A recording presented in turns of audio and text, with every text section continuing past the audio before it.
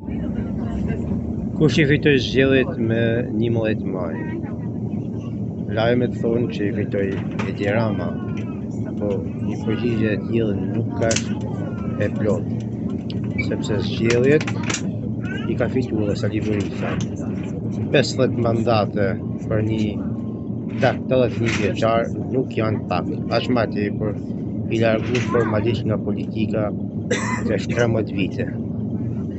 Megjithatë, për me kompletu këtë përgjigje, duhet pranojmë se me 11 maj u institucionalizu edhe në mënyrë gati formale pluripartitizmi I Ramizalis, pra njëti I Ramizalis, I cili konsistonte në një parti të madhe e rrethume nga një seri satelitesh partish vogla, ma pak të vogla dhe organizata të tjera të masave. 11 maj vëlosi pikërisht institucionalizimin e këtij mekanizmi, të kësaj demokracie.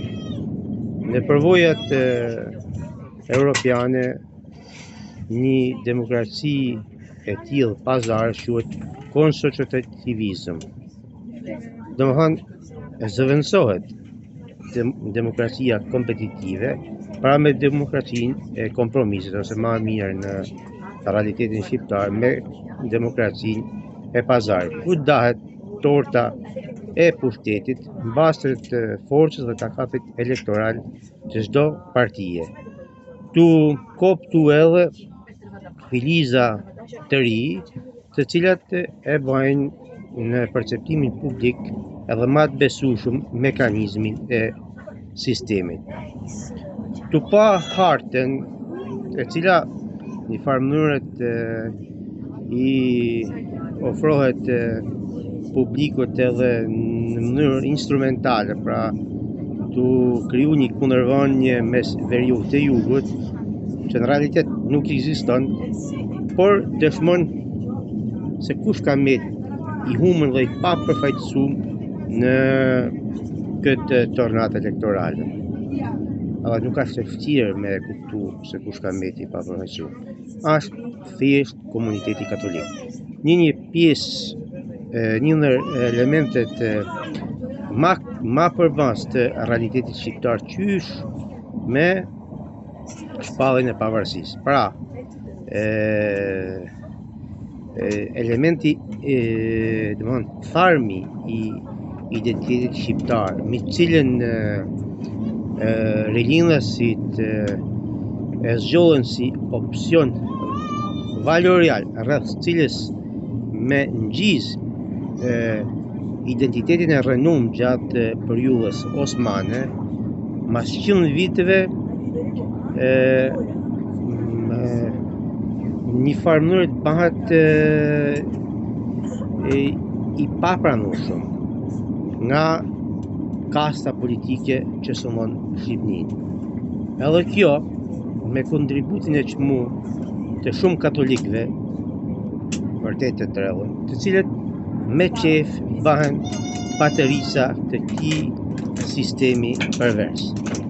Pra në Shqipëri nuk ka as kundërvëmje jug-veri, nuk ka as humje të Sali Berishës apo të opozitës institucionale.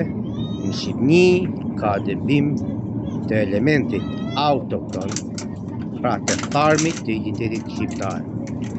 Edhe përpasoj dëbim edhe të frymës perëndimore që potencialisht dhe realisht në histori, po edhe sot, e ka një farë mënyrë e ka mishnu komuniteti katolik. Edhe pjesa ma vitale e shtetit dhe popullit shqiptar. Pra, na duhet të analizojmë ndodhin e 11 majt vetëm në këtë pulli, vetëm në këtë horizont.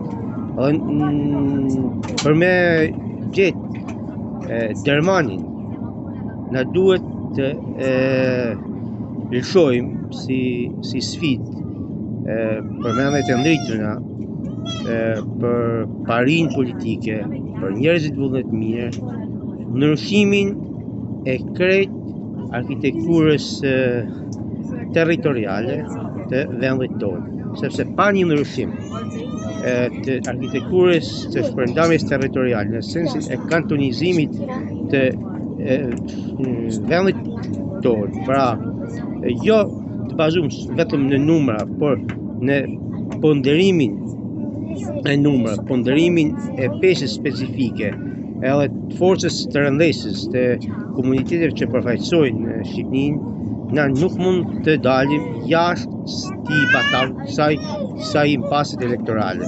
Pra, në një farë mënyrë, 11 maj është një sfidë që tashmë alshu për me dalë përtej mediokritetit, për me dalë përtej klisheve, edhe me fol me gjuhën e realizmit politik edhe realizmit vleror.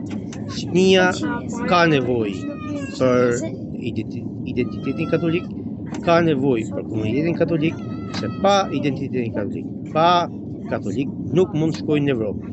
Përtej telegrameve formale që i çojnë Ramës establishmenti evropian, amerikan, që janë pjesa sot për sot pjesa më e keqe e Evropës.